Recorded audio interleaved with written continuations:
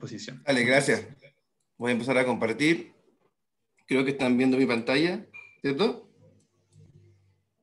Sí, estamos Sí, ok, Francisco. ahora los veo. Ok, me siento cómodo. Muchas gracias por la invitación. Y de verdad, como decía Barinka, este es como el inicio de las charlas del área de comercialización. Y lo que queremos hacer, en cierta forma, es hacer una reflexión y ver ciertos casos prácticos que son interesantes de ir contando y de cómo este tipo de herramientas pueden empezar a potenciar los portafolios tecnológicos de nuestras universidades. ¿Ya? Para dar un poco de contexto respecto a lo que vamos a hablar y lo que se va a hablar más adelante respecto a la valorización de la propiedad intelectual, vamos a tener que tener siempre en mente que durante el siglo XX existe una propagación del conocimiento, donde la tecnología permitió en cierta forma ir reduciendo los precios de ciertos bienes y servicios, haciéndolos más accesibles, y de cierta forma ir potenciando ciertas economías de desarrollo e industrialización de ciertos países que ha ido potenciando ciertas potencias a nivel global. Más adelante vamos a ver los gráficos de la OCDE para que se pueda ir dando cuenta un poco de los casos de ejemplos que les voy a comentar. Además, comentarles que la transferencia tecnológica hoy en día es un código y una conducta. Ya existe una cierta lógica de entendimiento generalizado, ya principalmente las distintas compañías en el mundo hablan generalmente el mismo idioma, aunque puede sonar redundante, en el sentido de que podemos generar colaboración y podemos generar vinculación. Y en ese sentido hay diferentes, tanto literatura como casos de estudio. Por ejemplo, ahí les dejo el libro Getting Better de Charles King, que habla respecto a cómo esta migración de ciertos desarrollos en países desarrollados termina siendo apalancado y retribuido tecnológicamente en países en vías de desarrollo. Por lo tanto, existe una interdependencia de lo que es el cambio tecnológico y el desarrollo económico. Y de hecho, muchas veces estas difusiones y estos traslados de conocimiento lo que hacen es poder ir fomentando aún más en los ecosistemas. De tal manera que, haciendo un análisis una similitud respecto al tema de la salud, por ejemplo, los gérmenes son ideas que luego se transforman en normas para el lavado de manos y que tienen que tener tecnologías para dar solución, por ejemplo, el caso del antibiótico. Y ese tipo de ciclos y trabajos colaborativos de transferencia se repiten en muchos casos, y hay una cantidad de serie de casos de estudio. En ese sentido, aquí trato de graficar lo que es la transferencia tecnológica en términos de que es un movimiento de conocimiento. Son habilidades técnicas que lo que está impulsado es por los impactos y los beneficios que genera, tanto desde el punto de vista del sector productivo, sociedad, medioambiental. De tal manera de ampliar un poco el concepto de que esto es revenue de cualquier cosa, sino que de verdad tiene una intencionalidad. Y en ese sentido, nosotros lo que hemos ido percatando en el trabajo en APTA es que a veces no cuesta nada tratar de convencer a alguien que realmente está motivado para buscar estos potenciales. Y en ese sentido, nos permite a nosotros vincular partes interesadas y difundir la tecnología entre organizaciones. Y eso es más que nada lo que también busca la transferencia tecnológica.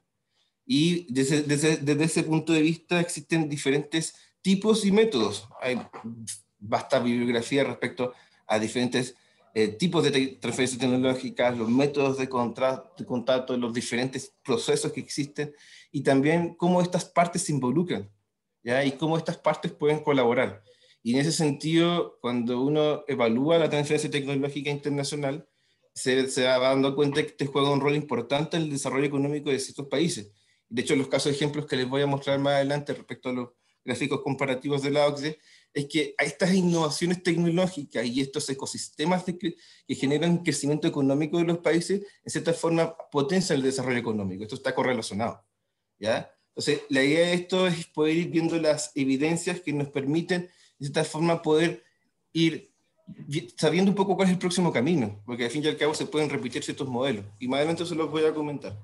Acá pongo rápido los gastos de I+D por Ocden según respecto al Producto Interno Bruto. Acá vemos Chile al final. Y acá tenemos a Corea, que es el caso de ejemplo que vamos a ver más adelante. En esa misma línea, estos son la cantidad de investigadores en I+D por cada 1000 trabajadores. Por lo tanto, anteriormente eran los recursos, ahora es el capital humano. Y respecto a la productividad, vamos a hablar de productividad en este sentido.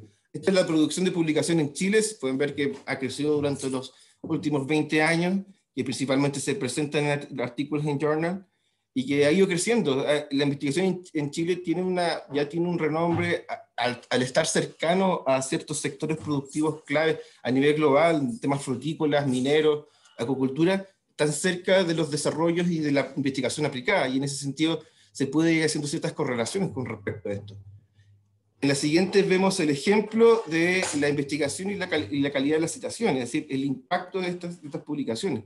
Acá también está el mismo caso comparativo de Corea y Chile, lo que mostramos en los casos de la gráfica, donde se puede ver que el impacto de chilenos tiene un cierto renombre. Somos comparativos con países como Portugal, no estamos a niveles internacionales tan altos como los países desarrollados, pero vamos en un buen camino. Y en ese sentido, por ejemplo, este es también gráficas comparativas para ir viendo en qué parte estamos. Chile, por ejemplo, acá estos son los gastos y el gasto de las compañías. En Chile, al haber sectores productivos tan grandes, las gráficas de gastos corporativos es más grande que la inversión en estatal, que está por Producto Interno Bruto.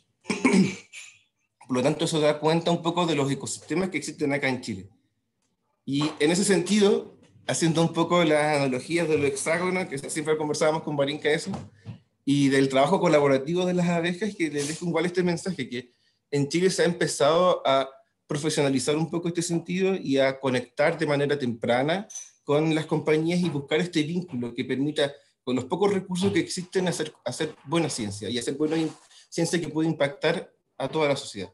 Y en ese sentido le dejo las moralejas del hexágono, que comenta un poco qué es la figura, la cual ocupa menor cantidad de material para poder construir, y por eso las abejas hacen hexágonos. También comentar algunos casos de ejemplo impactantes en términos de transferencia tecnológica, y en la reina solar, no sé si acaso la conocen, es una investigadora de los años 40 de la MIT, quienes desarrollaron un proyecto para hacer módulos, y de hecho Manuel les voy a mostrar una foto del prototipo, en los cuales pensaron cómo empezar a ocupar el calor para hacer casas eficientes. Y en ese sentido, abran su mente y piensen en todas las aplicaciones que actualmente hoy en día y pueden estar disponibles en la casa, desde sistemas de refrigeración hasta domótica aplicada. Entonces yo creo que a partir de estas vinculaciones en etapas tempranas y estas ideas se puede ir potenciando. ¿Qué es lo que hizo María Tequila? Ella lo que hizo fue empezar a estudiar los efectos de las sales de sodio y cómo poder ocupar este potencial químico de la energía solar para poder generar calor y eficiencia. Acá hay un modelo, de hecho se llama Tickles House, el desarrollo, este fue el prototipo, que esto fue en la década de los 40. Y en ese sentido también, pasando también por el mismo siglo XX, en estas industrializaciones, podemos ver los casos comparados que pasaron en Singapur y en Corea. Sí, para tener referentes, ¿se acuerdan los que les comentaba en los gráficos? Y en ese sentido, ellos lo que usaron fueron hacer contratos llaves en mano en áreas tecnológicas específicas. Y en esto se resumen a licencias tecnológicas, que permitieron a los coreanos crear capacidades locales. Y bueno, acá pueden haber sugestiones en lo que sea y todo, pero ellos en el corto plazo lo que hacían si van a construir una fábrica en nuestro país, en un campo tecnológico crítico, por ejemplo, vacunas, tienen que enseñarnos y permitirnos y construir nuestras propias capacidades en ese campo, sin limitancia. ¿Ya? Y en ese caso, lo tenés cuando estuve revisando para armar esta presentación, casos de transferencia forzada, las típicas implicaciones geopolíticas en el conflicto Estados Unidos y China. ¿Ya? Hay temas de transferencia tecnológica que están vinculados a ese fenómeno y hay estudios que revelan ciertos aspectos relacionados con esta transferencia forzada. Y también que fueron impulsando, ellos empezaron a desarrollar las capacidades propias, por eso empezaron a potenciar sus grandes compañías, que transformaron en monstruos que ahora invierten más que un propio país, aumentaron las capacidades en innovación y generaron ecosistemas ricos que permitieron acelerar este tipo de desarrollos y empezar a vincularse de manera internacional. ¿Qué empezaron a hacer ellos? Y de hecho, dentro de los estudios que se revisan sobre los casos asiáticos, es que ellos de esta forma empezaron a apoyar y generar capital humano específico. Por ejemplo, las universidades técnicas en Singapur se especializaron en ciertas áreas que eran áreas de desarrollo y impacto que estaban súper alineados con el crecimiento. Y en ese sentido se empezaron a establecer focalización de financiamiento y diferentes tipos de políticas públicas que incentivaban a mejorar todo el modelo. Otro ejemplo importante que está cerca es el caso de Embrapi, no sé si acaso lo conocen. Acá hay una gráfica de todos los centros de Embrapi. Los que están en amarillo son incubadoras de negocios en las diferentes zonas de Brasil, ellos son una asociación público-privada que se dedican a reconocer las oportunidades y explotar sinergias desde el punto de vista operativo y académico, cerrando las brechas. ¿Ya? Y ellos lo que hacen es que definen ciertas áreas comerciales y apuntan a, cierto riesgo, a un cierto riesgo compartido. Y ellos también tienen investigadores y tienen desarrollo, son como propias unidades de desarrollo. Entonces, ahí, a partir de estos proyectos colaborativos, ellos lo que pretenden hacer es estimular el sector industrial a través de este cierre de brecha. Entonces, en ese sentido, uno puede ir viendo también algunos casos de ejemplos interesantes en países como Brasil, que son mercados grandes, productivos, que tienen presencia local y también tienen impactos a nivel global en diferentes industrias. Por lo tanto, es interesante ir, más o menos ir revisando estos modelos de países similares.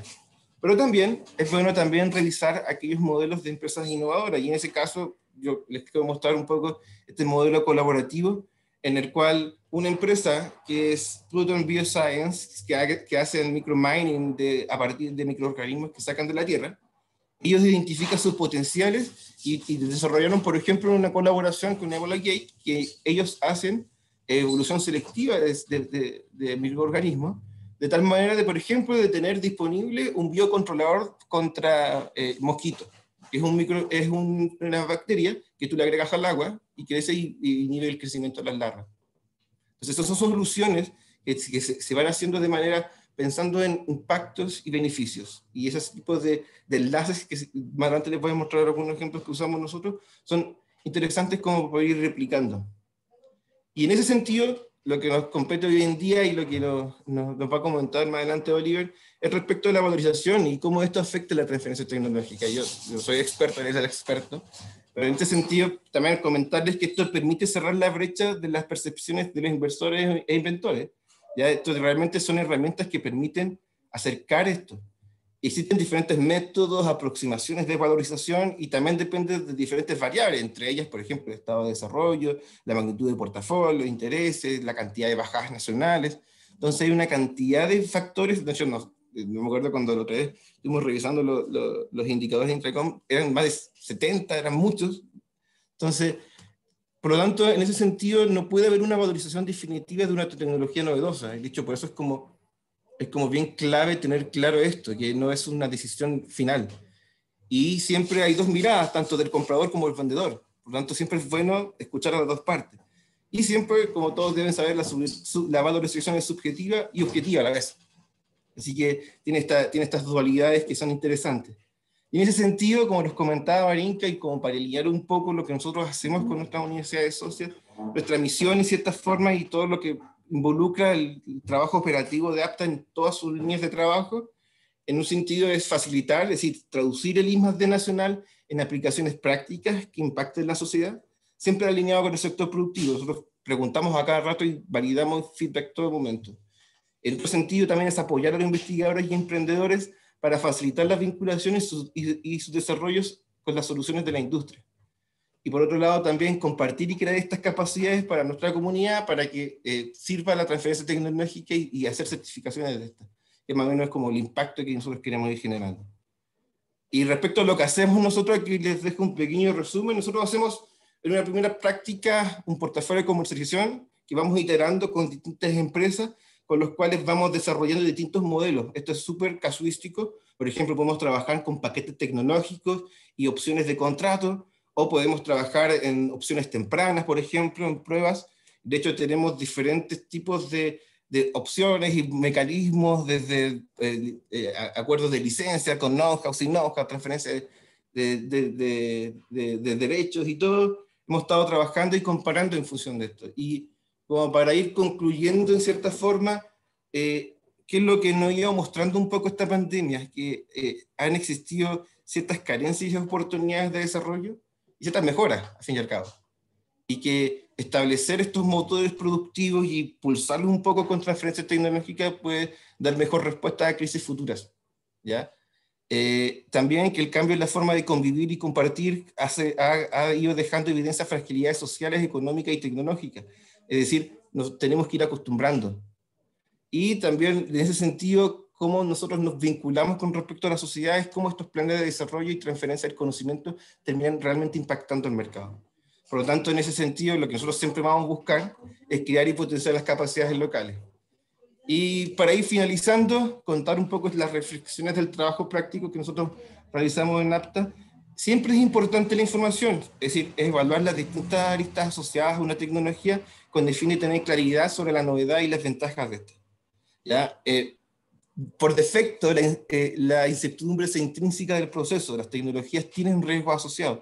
De hecho, nosotros cuando contactamos a empresas les comentamos, nosotros no vendemos productos. Por lo tanto, las perspectivas de comercialización pueden ser desconocidas y en ese sentido es mejor siempre estar alineado y ir ajustando los modelos para favorecer la adopción o integración de tu tecnología. Por otro lado, siempre es importante equilibrar el interés de los inventores y la influencia del comprador. Es decir, tengo que saber que alguien me lo va a comprar, ya que allá afuera hay alguien esperando. Y por otro lado, siempre tener claro que la información es asimétrica entre el comprador y el vendedor sobre la verdadera naturaleza de la tecnología, porque es importante conocer y entender el uso final de la tecnología en todo momento. Por eso el punto 1 de la reflexión es importante, que la información es necesaria. Así que eso es lo que quería comentar. Cualquier cosa les vamos a compartir la presentación. Javier, por favor. Buenísimo, excelente. Muchas gracias, Francisco. Muy interesante tus reflexiones, sobre todo las del final, a tener en cuenta al momento de estar pensando en una estrategia de comercialización. Bueno, antes de presentar a nuestro invitado principal, quiero instarlos a que compartan sus preguntas a través del chat o indicarnos que las quieran realizar mediante sus micrófonos.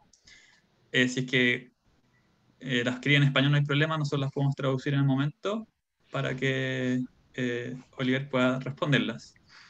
Y todas las dudas serán respondidas al término de esta exposición, ¿sí? Ahora sí, quiero dejar con ustedes a Dr. Oliver Keane. Dr. Keane es un experto investigador reconocido internacionalmente con múltiples premios en valorización de la propiedad intelectual. Y luego de sus estudios en ingeniería mecánica y médica en RWTH Aachen, en Alemania, y la Universidad de Nueva York, se unió a Dorner Medical Devices en Múnich. Luego trabajó en el grupo Fraunhofer, la organización de la investigación aplicada más grande de Europa, desde donde cofundó la spin-off Intracom GmbH en el año 2000, de la cual él también es CEO. En 2014 fundó conjuntamente IP Business Information, BV, en Ámsterdam, Países Bajos. Hoy cuenta con más de 20 años de experiencia en valorización de patentes y derechos de propiedad intelectual. Dr. Keane is an internationally recognized and awarded IP evaluation expert and researcher. He has a degree in medical and mechanical engineering at the RWTH Aachen, Germany, and the New York University. After his studies, he joined Dormer Medical Devices in Munich and later on joined the Fraunhofer Group, Europe's largest applied research organization. From here, in the year 2000, he co-founded the spin-off Intracom GmbH, leading as its CEO. And in 2014, he jointly founded the IP Business Information BV in Amsterdam, Netherlands. Lastly, he completed his PhD thesis in innovation management and has more than 20 years of experience in patent valuation and IP and intellectual property rights. Welcome and thank you for being here with us. Please, Dr. Keane.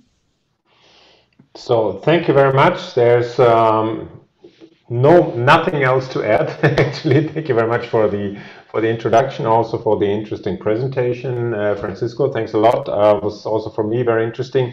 I have to admit I had Spanish in school, but it's pretty rusted, so I didn't get even 10%. But pictures are talking its own language. So when we are talking about technology, the language or the currency of technology are patents. And with respect to patents, this is our domain, and our domain, you were talking about introducing it already, is to measure it, to measure the value. And considering that patents are an asset class nowadays, and patents are also treated as an asset class more and more, the main question is, how do we assign a price tag on a technology which is patented? And so what we also always say is that patents are early innovation indicators. The reason, therefore, is pretty simple. Typically, patents are leading to products after a specific period of time, depending on the sector you're in. And so laterwards, you're typically getting the fruit that you were farming before. So this webinar now, the short presentation, is normally planned for 60 minutes roundabout. I will try to pick up the pace now and make it quick. I will start with a short introduction into the topic and give you an overview about different patent valuation methodologies that are typically known in literature and also in different norms. What kind of methodologies suitable for what purpose, so what's used when, and then I would like to give you one use case that we are allowed also to share, and I would like to also ask Roberto then to add a few words, since Roberto Baudia was also joining the call. He's a former customer of us, also involved in patent valuation. And I would like to end then with a short summary and give you some ideas where you get support and for what's needed.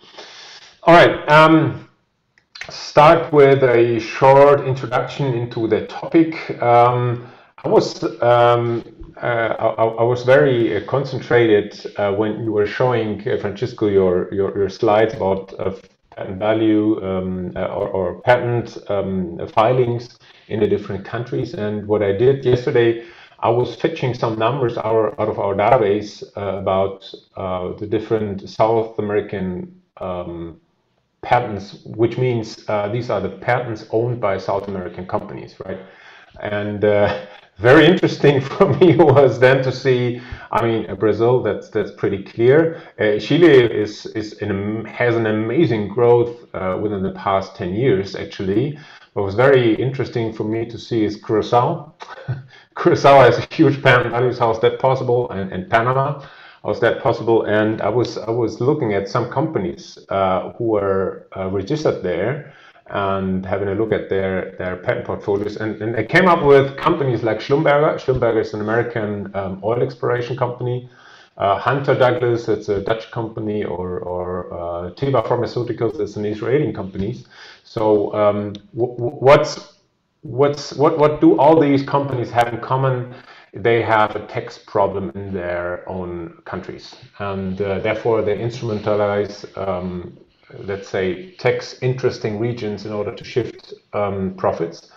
That means they're applying their patents in, for example, Curacao, where they have no taxation, and then they shift profits via license payments. Yeah, and same, by the way, in Middle America. I did the same experiment. I found really companies who are not South or Middle American at all. Yeah, here, for example, Alibaba or Xiaomi, Chinese companies, very, very interesting for me, or Marvel Technologies, Johnson Electric, and so on and so forth. Surprising for me, there were a lot of Chinese companies. I didn't expect that. One case that I always like to show is because this shows the impact of knowing the patent assets that you own in your company. Nortel was a company, the biggest telecommunication provider in Canada, and their 5-year average book value was around about $1.2 billion US. Big company, but they went bankrupt 2009. And 1 year later, their patent portfolio was sold for an amazing amount of $4.5 billion US. How's that possible? That a patent value is 3 times higher in value than the complete company? The answer is nobody knew about this patent value, which is really a drama. Yeah. So they were never bankrupt if the market would have been aware of that, of course. Yeah. And this prettily shows the problem of asset distribution of nowadays companies. It's like the iceberg. You only see 50% of an iceberg, which is ahead of the surface. The rest is invisible. And Ocean Tomo made an interesting study there about and analyzed asset distribution over the past 45 years, and found out that in the 70s, the values, the main assets of a companies were tangibles, like buildings, like machines, cars, and so on and so forth. And now the values of companies are mainly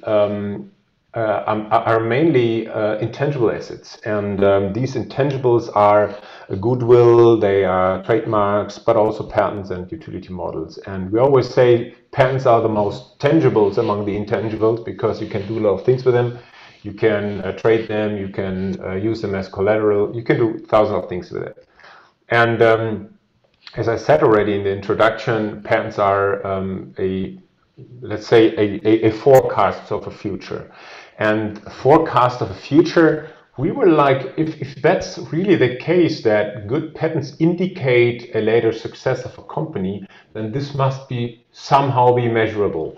And so we took stock listed companies and backtested them, and we looked at their patent portfolios and their patent portfolio values over time, and we found that these companies indeed performed better in the market. And therefore, last year summer, we set up an own index. This is the QIPR index, we call it, QIPR 30. The 30 most valuable patent owners whose patent value has increased compared to the last year. And we put them in an own index, all these stock listed companies, and this index outperforms every other index. We, as you can see here, this is from yesterday. I took this the screen here. It's 45% and plus compared to Nasdaq and Euro stocks. They are performing way lower. And even interesting, volatility is even lower. Yeah, so that's just maybe some fun facts about patent valuation. I actually do not have to introduce ourselves. That you did already, Javier. Thanks a lot. We're pretty much in patent valuation. In the meantime, we are working for all different kinds of customers. We're working for also for companies like APTA. We are working for industrial companies from all sectors, pharmaceutical, mechanical engineering, medical engineering, electronics, communication technology, whatever it is. NGOs, research organizations, also financing organizations. For example, we are working for the Canadian Development Bank. They have an own fund which is backing loans, and so the Canadian Development Bank is able to give you a loan based on your patent portfolio, and so they take the patent portfolio as a collateral for the loan, and we are evaluating it. And yeah, so in the meantime, I think we're a name, especially in Europe. We are 5th time in a row the patent valuation company of the year. Yeah, talking about patent valuation methodologies, how do you approach this topic typically? I would like to give you an overview about methodologies that are known from literature. That are the first 3 ones. The 4th ones, the indicator-based approach, is something that's currently en vogue, where there's a lot of research done. And the 5th one is actually not an own valuation approach. It's a combination of the market and indicator-based approach here.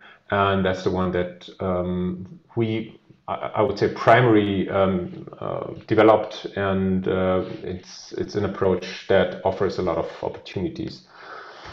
I give you just a very rough overview about the different methodologies. The income approach is something that I'm pretty sure everybody knows about.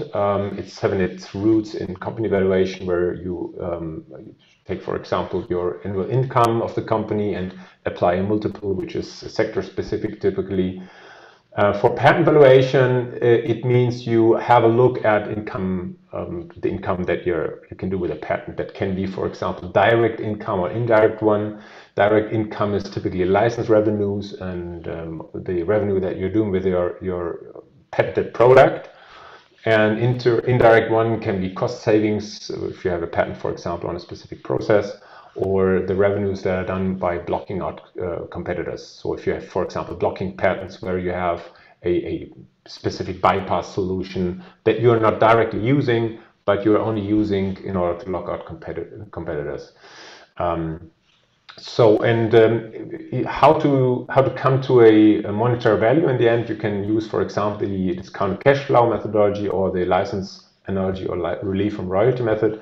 When we apply this income approach, then we typically use the relief from royalty method. I will give you an example for later. The big advantage of this approach is it's full transparent. So you can directly see which numbers do you have to change in order to get a specific result. That's also a problem, of course, because it's not tamper-proof thereby. You can use different scenarios, like a good case or a perfect case and a bad case, a worst case. And when you have your patent already in use, then you can use the sales figures that you have directly from your income statement, and it's corresponding to norms. So if you have a look, I don't know about South America, but of course, the Germans love norms. We have a set of norms. Also, Austrians already have established a norm, and this one's mentioned in both.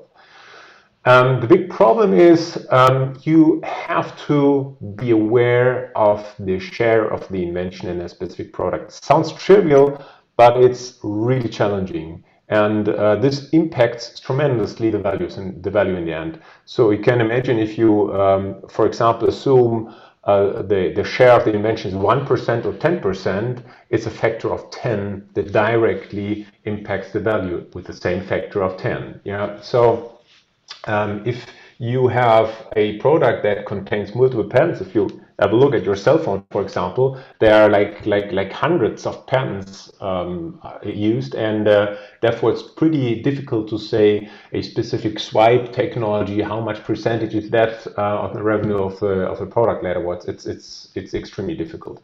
For blocking patents that don't have a direct income, it's almost impossible to assign a value. Therefore, generally the future is uncertain. Of course, you making assumptions for a growth rate and everything, so everything is just assuming. And one very important thing that I think nobody directly has on his list is that you cannot directly transfer an income value from one owner to the other, because another owner may have a completely different market access, and therefore his income value may look completely different, better or worse.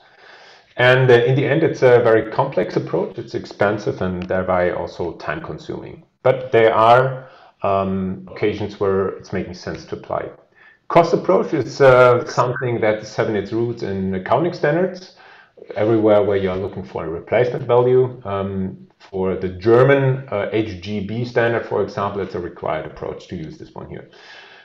For patent valuation, it means all directly assignable costs can be used here. You simply sum them up. Some examples: development expenses. Oh, here, very, very important to know, you can only assign development costs, no research costs. So you have to be able, and that's, I think, a challenge for university. You cannot solve this problem. We are working with universities also, and typically they cannot split their human resources into research and development. So that's difficult. All external expenses for patent attorney, fees, and patent application and maintenance, everything summed up in the end, you come up with a cost value. The big pro is when you have set up a process, therefore, like you have your ERP system, for example, and you can directly record cost and assign cost to a specific project, then it's easy and to simply click a button and you have your cost together. It's corresponding to norms, but the big problem is you never can assign cost to an event of success. You can spend as much money, and in the end, it's not necessarily an invention that comes there out. So this leads to a kind of equalization, means worthless patents are valued too high and high value patents are valued too low. Also when you have multiple patents within one project coming out, then it's hard to determine which development costs are assigned to that one and which one to that one. And the biggest problem actually is that, according to the cost approach, that the value of a patent is increasing over time. And as you all know, a patent typically ends after 20 years, and the remaining term of utilization becomes more shorter and shorter. And so typically the value of a patent should also be decreasing over time, but according to cost approach, it's the other way around. So it's not making sense. Market approach, market analogy is having its roots in estimating values where you have comparable goods available, for example, in real estate or car industry. And you simply compare one object that you want to value with objects that have been traded already in the past. Very simple. You just have a look and make your average then of these values, and then you have your market value. So it's easy explained. It's used in real estate valuation. Give an example later. The advantage, of course, is you can also value blocking patterns. The fair value is always, the accountants love it because it's very close to a market price, right? That if you're looking for a potential trading value, the market approach is perfect. Yeah. But the big disadvantage is for patents, it's actually not directly making sense because patents are unique, right? And so thereby you cannot directly find a comparable good, therefore a comparable patent. Patents may compete, right? But as long as, for example, a standard is involved, means one technology pushes through, you cannot compare these technologies anymore with each other. If you, for example, have one patent, an SEP patent, standard essential patent, which is describing a USB technology or I don't know, Bluetooth or something like that, and you have a competing technology also with a specific protocol, you will can never compare these values because one is in standard, the other one's not. Another problem is data availability. Typically, patent transactions is a very good kept secret of the companies. So therefore, it's an expensive and time-consuming approach. The last one is not directly a patent valuation methodology. It's more a rating technology, but it's something you find a lot in the literature currently. You simply have a look at the indicators of patents, their pattern. Yeah. This abstract model is described, for example, by a big patent family. Big patent family is known from literature. It's a quality indicator. The bigger the family, the higher the quality.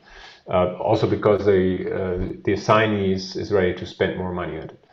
Also the amount of cited buys, how often a patent is cited from a foreign source is also an indicator for quality.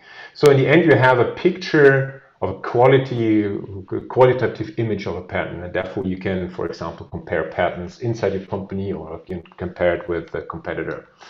And the big advantage, it's easy to apply, and I'm sure almost all companies have something like that in use. They are rating their patents on a scale from 1 to 10, according to different schemes. This is, I think it's pretty widespread. It's fast and affordable. You can use different valuation scopes. Therefore, it can be automated, of course, because you're simply crunching numbers. And for big-sized portfolios, you can use it, of course, then too. The problem is you have no monetary valuation.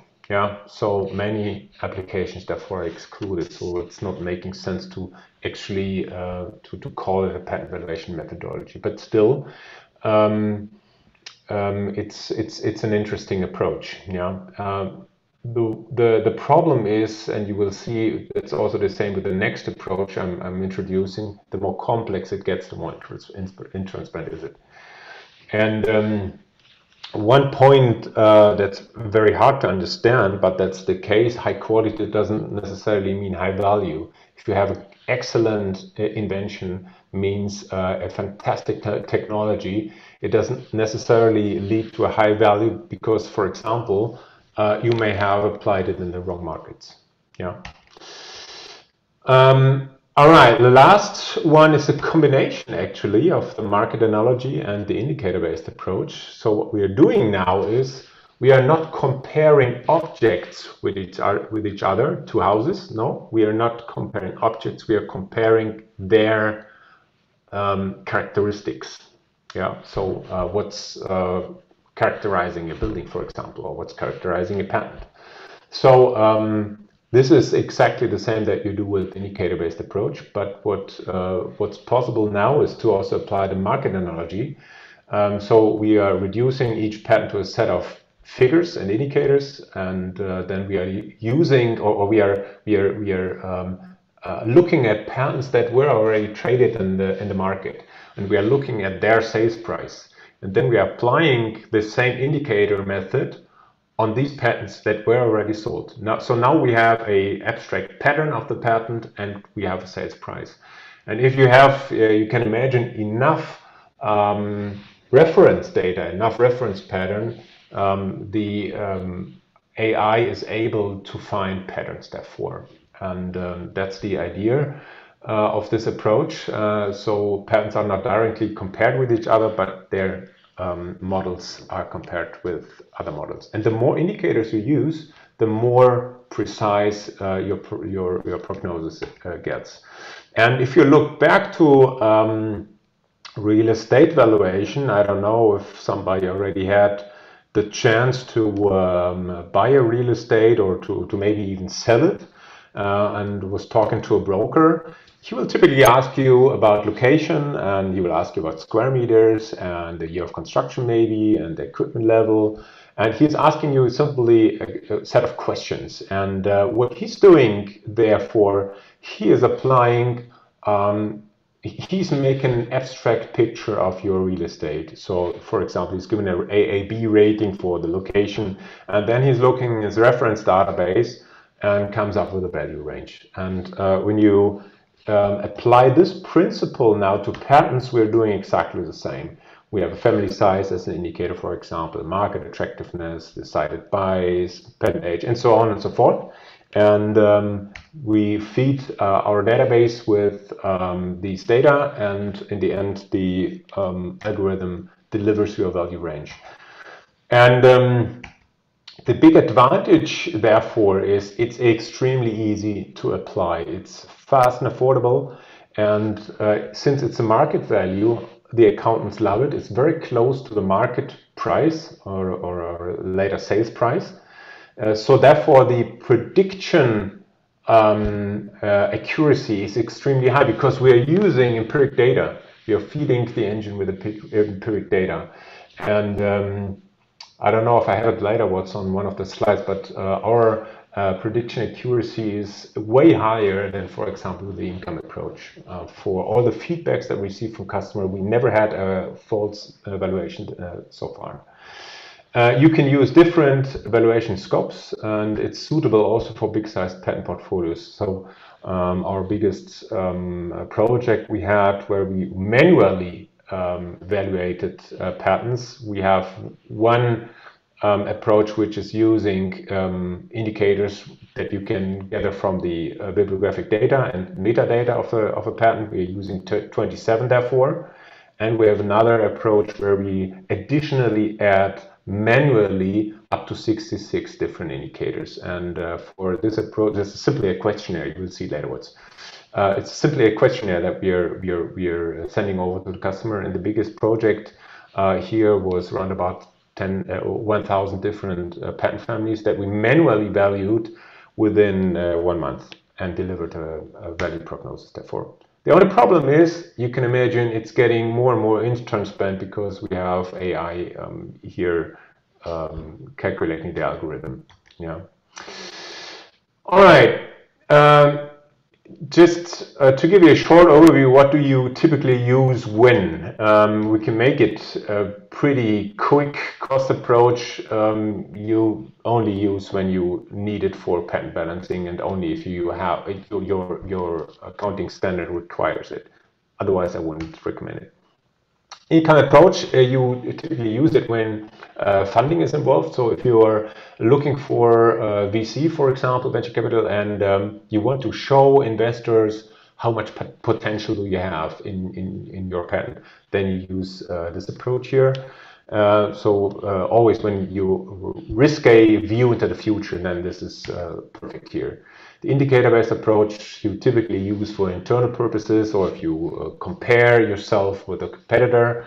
And the indicator-based market analogy, the combination of the past two ones, you use for market approach plus indicator approach, you use, of course, also for internal purposes, for benchmarking, patent selling, buying, patent portfolio valuation, for these kinds of patent-backed lending. I was talking about this before. For the Canadian Development Bank, we're using exactly this methodology.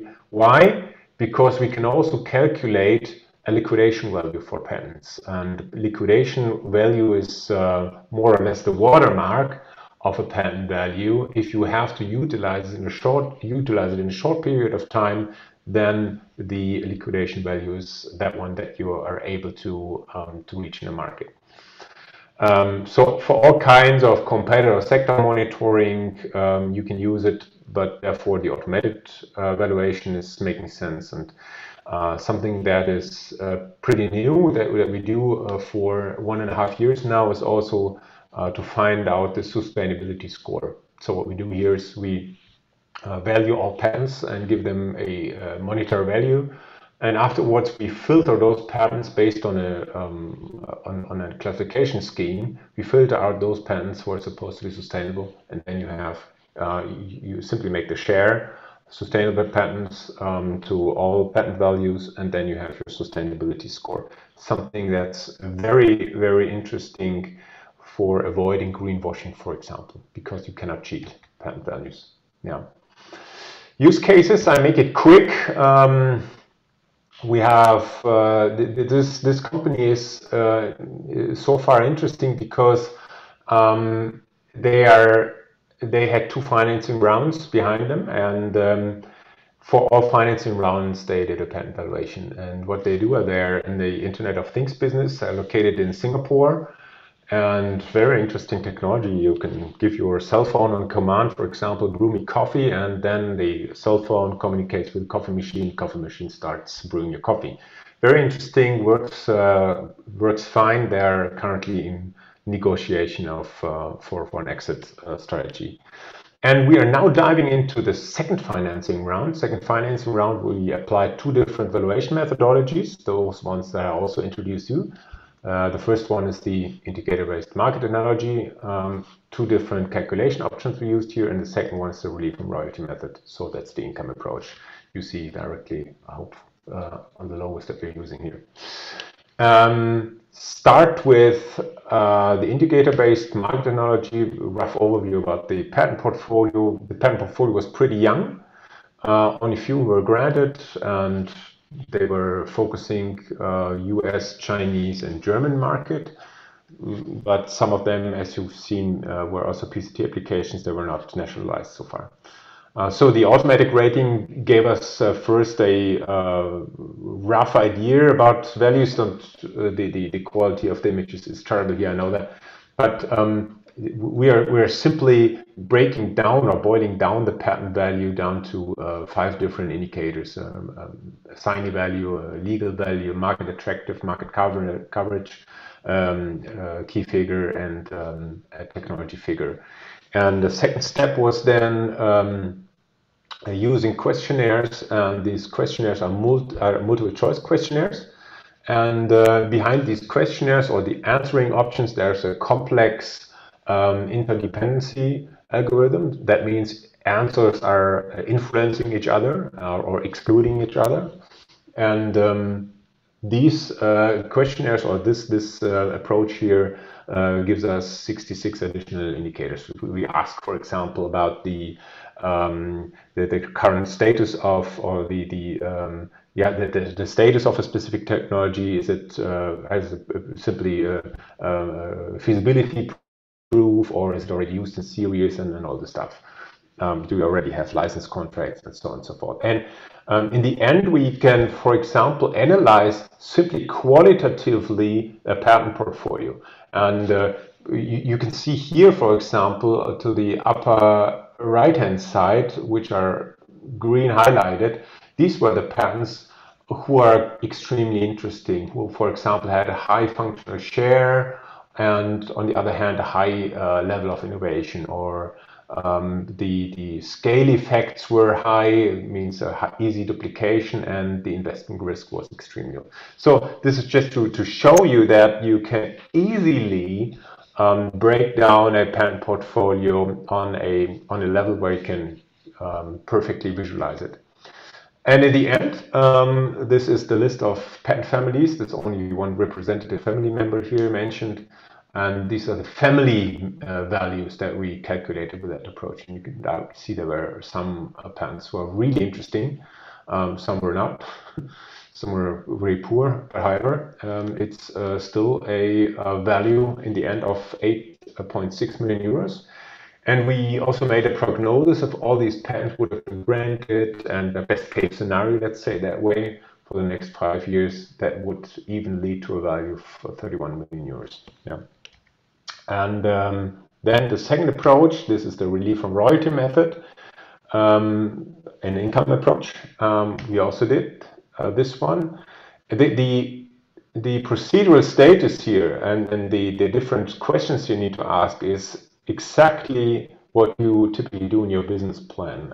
You first of all have to find out what's the market and what's the relevant market share I'm addressing. Not talking about the relevant market. That's very important. So what shares is my invention handling on a product? What royalty rate would I have to pay if I did not own the patent? That's the main idea of the relief from royalty methodology. You are not forced to crunch data like how much costs are involved into manufacturing and into sales. We do not ask that. We do a completely different thing. We assume you are not owning the patent. You would have to pay royalties therefore. Yeah, and these royalties are laterwards summed up or calculated together with a specific algorithm I will show later, and then you have the precise value of your patent. Yeah, because only that's interesting. We are not interested in the business case. We're not interested in the business model. That's something that belongs to the business plan. But we are only looking at the patent itself, the patent values. And how do you discount it, and how large is the pure income value derived thereof, and how large is the risk-adjusted income value? We are talking about investing into a risky matter. A pattern doesn't necessarily have to lead to success, therefore you have to adjust the risk. And just to give you a set of numbers, you can see here two different scenarios that we used, the best case, the worst case, different markets here, and the revenues that are expected. And these are the expected revenues for the next 7 years for this company, UAB. And many of our customers who approach us think this is already the patent value. No, it's not. It's far away from that. This is simply the revenues that can be done by applying the patent. So the next step would be to have a look at royalty rates. And what we do here is we search a database in Orbis, but you can also look into SEC.gov, which collects all data of listed companies in the United States, and all license contracts are also mentioned there. And so we came up with a reference license contract here, which was pretty close to the technology that they were using, and took their license value. This was license rate that was 2%, and then you come to a license value. So this is the let's say extracted value only of the patent inside this business case, right? And we came up to $8.9 to $70.9 million, depending on the scenario that we were using. Also, considering the fact that this is a 7-year time horizon, yeah. Typically, you take 6 years. It's a little bit depending on the sector you're in. If it's a sector with short innovation cycles or longer ones, thereby you use different terms. And in the end, we also have to adjust the risk or recognize that there's some specific risk. And therefore, we apply the so-called venture capital method. If you're interested, you can Google it. It's a simple mathematical formula, but you need to take some assumptions, like, for example, how long are you expecting as a simulated investor when you want to have your return? In this case, it was year 7. and then you take a sector-specific multiple. In this case, it was a 12, and the rate of return when you're investing into a risky business, you are expecting higher returns, of course. In this case, it was 50%, and then in the end, we come up to a pre-money value. This is how it's called, of 2.4 to 4.8 millions. So this is a properly calculated patent value according to this relief from royalty method. Yeah, and if you compare these results with each other, then you see they're not so far away from each other. So especially the indicator-based market analogy was delivering pretty good results already compared to the other methodologies, which were way more expensive and way more difficult to calculate. Yeah. So what did it end to? In the first financing round ended to a 7-digit venture capital amount, and the second one after this patent valuation ended in 60 million investment into the company. Currently, they are under negotiation for an exit strategy. I don't know, Roberto, if you want to add some word from your side. You're not involved in that case, but Roberto and me, we learned to know each other in a client to provider constellation. Because Roberto, maybe you introduce yourself.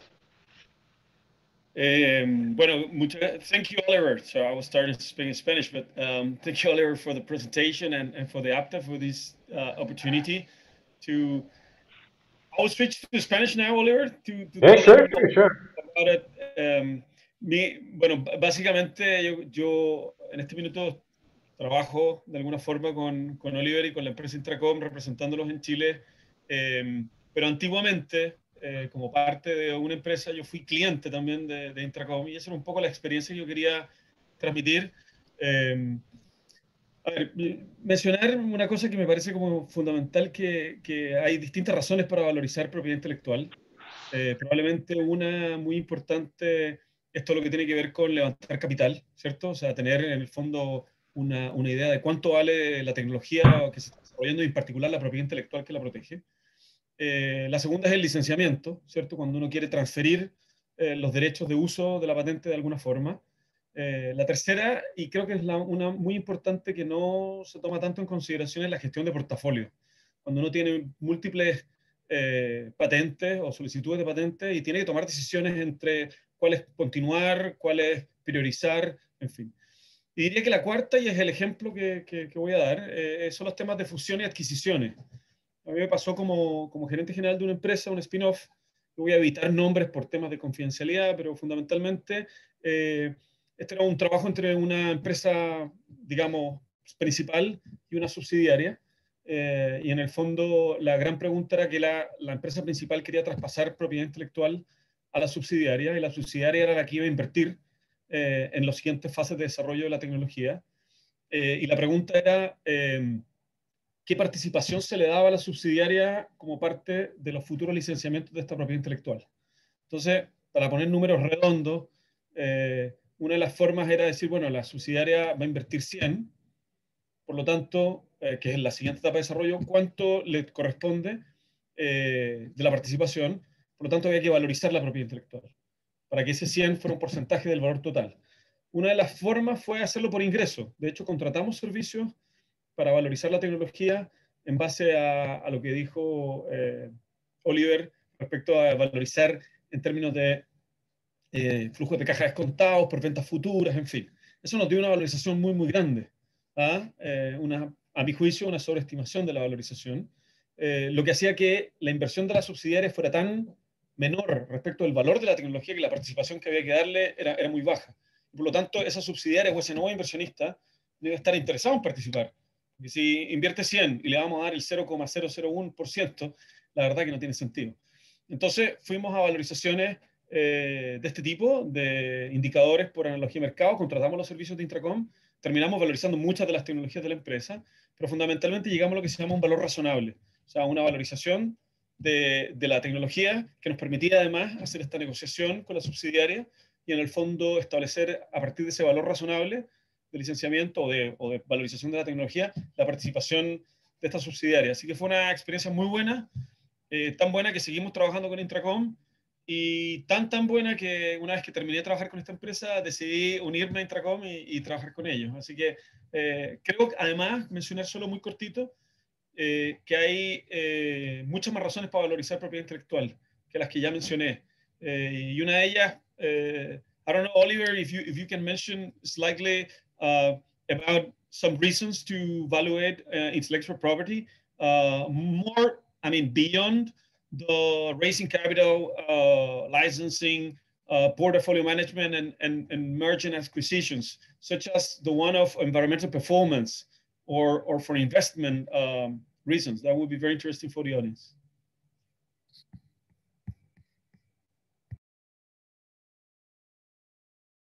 I think, Oliver, you have your microphone muted. Sorry. Yeah, thanks. I plan to add some language therefore in the summary, and of course there are huge opportunities. And I mean, I was thinking about what's most suitable for the audience, and I think for the audience it's most interesting to use patents as an instrument in order to attract capital, right? And either for if you're in early stage for fundraising in terms of venture capital, therefore patents is a question I think which is more and more asked, because first of all your patents are, as you all know, are a legal opportunity to block out competition, to have your to have a monopole situation for the markets and the technology you apply the patent in, and second is it's an asset. It's you can do a lot of things with it, and even new economy like companies like, for example, Facebook. I don't know if you are aware that the patent portfolio of Facebook is 2 times higher than the patent portfolio in value than the patent portfolio of Daimler, a several car manufacturer. And this shows that patents are more and more also a strategic instrument. And we're working a lot for car industry, and they're using patents, for example, simply in order to protect themselves from being sued. Yeah, so they have a lot in their puller, a lot of patents that they take out when it comes to court proceedings, for example. So in your case, it was a legal case. I remember pretty well when you are having any legal aspects to solve. For example, we also had cases where it was about a joint venture, for example, and one party of this venture was putting patents inside this venture, and they wanted to know the contra value, therefore, for the other party who was supposed to put money inside the venture. And so that's one occasion: management buyouts, buy-ins, also all kinds of patent transactions. But I think for young companies, startups, and so on, patents are essential just in order to show that they have a measurable, intangible asset inside their company. I think everybody believes that you have experts and a lot of knowledge inside your company. But the problem is always, is that knowledge explicit enough so that if an important person leaves the company is not supposed to get bankrupt because the knowledge is gone. Yeah, and with patents, you are forced to make your knowledge explicit. Yeah, you make it documented. Yeah.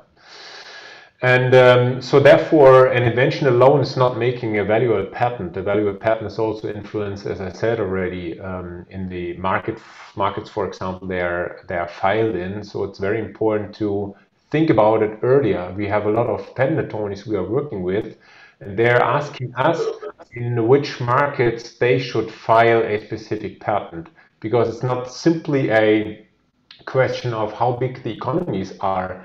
Then it's simply United States, it's China, it's Japan, and it's Europe. but it's also important to know which markets are relevant for your specific technology. Yeah, we found out, for example, if you have a technology on a specific game, a video game, and you don't have Japan covered, then you miss half of the market. Yeah, because most patents, gaming patents, are applied in Japan. Yeah. And in the end, and this may be the final message, the valuation itself, it's pretty easy. And I'm not saying that because I'm doing this all day. I'm saying that because I see the benefit thereof, and many people have maybe completely surreal expectations, value expectations, and therefore it's important to get it valued. Yeah. It's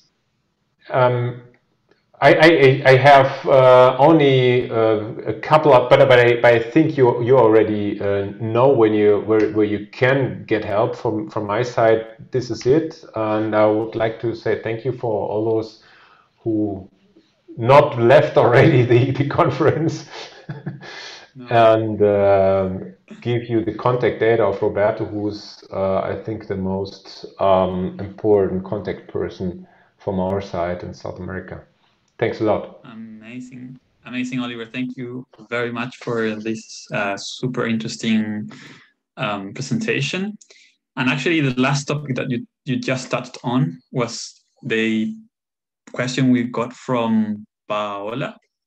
So maybe I understand that obviously after this presentation we should all go in for you asking for your valuation services, but in the case of you are looking out there in the market for other service providers in valuation services, she asked us how do you advise to choose? Obviously you are a reference out there, but if you are wanting to ask for a service in a local provider, what should we be looking at?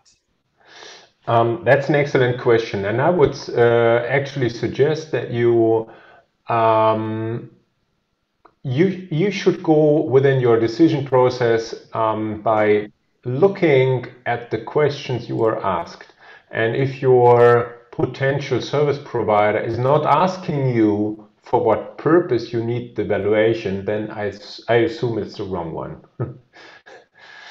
Yeah, it's extremely important that a potential company who's evaluating patents precisely knows what you need evaluation for. Yeah, because then he's supposed to choose the proper methodology therefore. As you've seen, there are specific scopes where different methodologies are suitable and others are not. Yeah. And I would ask for references, of course. Yeah. I know there, for example, in the United States, there are a couple of companies doing patent valuations, Ocean Tomo, for example, or Teos. We are not directly competing. We are more like partnerships. But they are working completely different. Teos, for example, they are working on let's say an extremely deep legal level, and they are focusing extremely on the legal part of patents. And Ocean Tomo, they're looking how to get a patent utilized in the market laterwards, because they also have an auction platform. But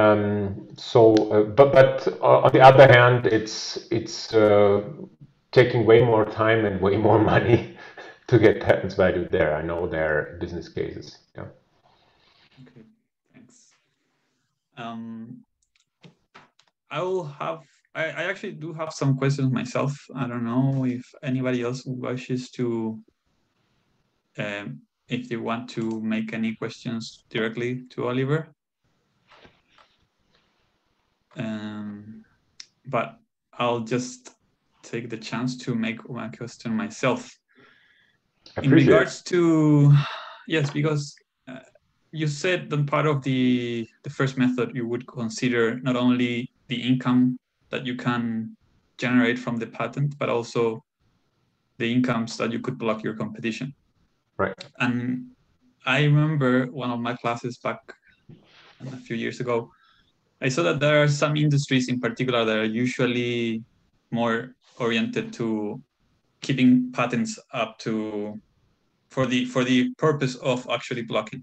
So I remember electronics particularly was like a big field where a lot of patents would be produced and will be I don't know the exact word, but they would be applied just for the sake of blocking. So in your experience, how do you see that from the university perspective? When we are throwing out their patents, it's not normally thought for somebody to block. More normally, you're thinking, okay, I'm going to transfer this technology because I want them to use this technology. Well, with respect to blocking patents, there are two different strategies, actually.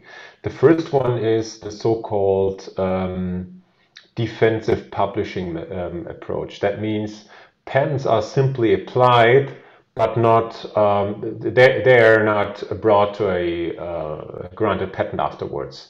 They're simply filed just in order to establish a state-of-the-art, therefore, so that the competitor is not able to get it patented and block out anybody. Yeah, so that's a defense strategy.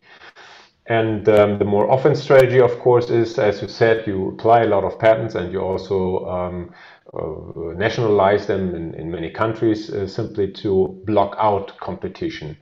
And this strategy is typically seen at companies who can afford this because patent application and patent filing and patent getting granted and paying fees and paying attorney fees and is an extremely expensive venture, and so therefore I wouldn't recommend it for a startup to think that way. I don't know if you know the Azure program of Microsoft. Microsoft is one of the biggest cloud computing provider, and they offered all companies who are willing to join their, let's say, Azure club, programmers, smaller companies, and they said, don't be scared of infringing any patent of a competitor, because we know we have 3/3 of all cloud computing patents worldwide. Be aware, we will find a patent this competitor is infringing. So they are using this huge mass of patents as a strategic weapon or strategic threat, let's say it that way. So there are especially United States-based companies who are doing this quite a lot. And it's a little bit a question of, or it's a little bit a sector-related question. I know that car industry, for example, they do not sue each other. We know all from the news that computing technology, new economy, they do, like Apple, Samsung, and LG, they sue each other. They want to block out each other. So it's so not so easy to answer this question, because it's depending on the sector you're in. And of course, with respect to blocking patents, it's definitely a question how much you can afford, because patents is also a big cost factor in the end. Thank you. Yeah, I just wanted to add, the reason I'm doing the question is because a lot of our portfolio most of the time is oriented to the reality of Chilean industry, of course, because we are trying to relate with the local economy. But sometimes when you think about going bigger, going out there, and you are developing some technologies in some industries that maybe you're going to find out that they are not interested on getting your patent necessarily because they want the technology behind it, but because they want to have that patent to maybe push away other competitors or have it as a portfolio for this type of strategies. So it's having that in mind when you're thinking, okay, maybe I cannot ask a royalty for this. So there's going to be another strategy for that negotiation, I guess. Like if you have that in mind, also have it in the perspective. Yeah, I think maybe a very important message for all those companies who are filing patents.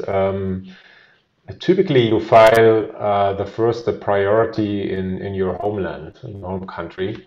That's a, let's say, a typical pattern.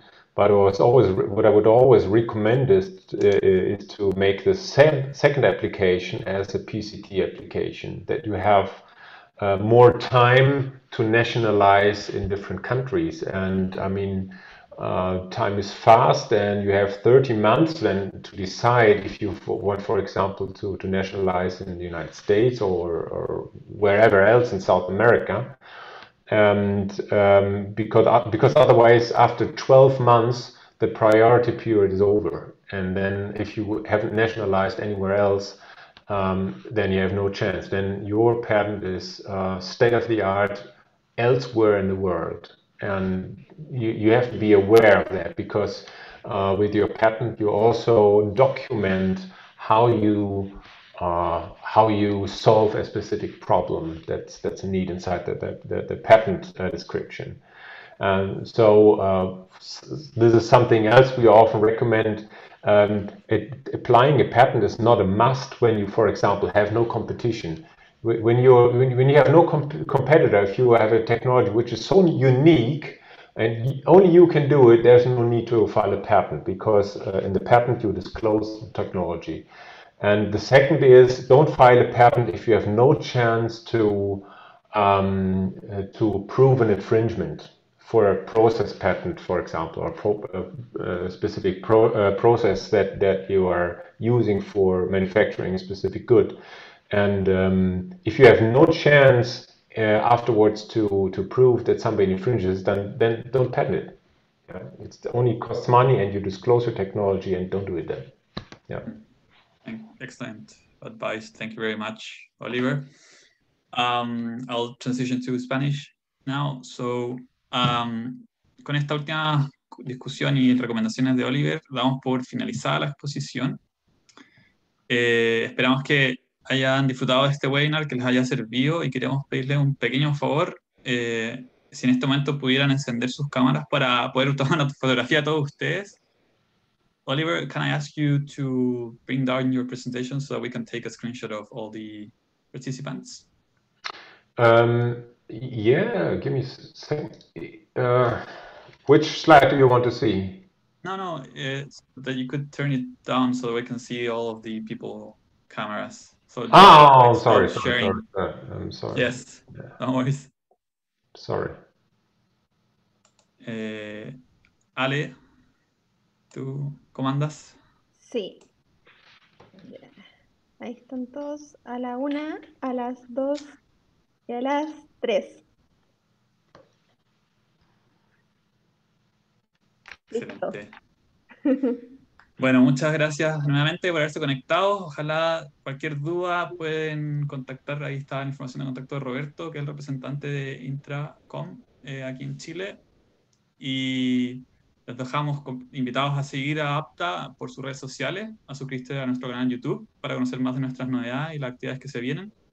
Y muchas gracias. Thank you very much, Oliver, for the presentation. Thanks a lot for your time and your participation, and thanks for the invitation. Thank you. Have a good evening. Buenas tardes. Chao. You too. Thanks. Bye.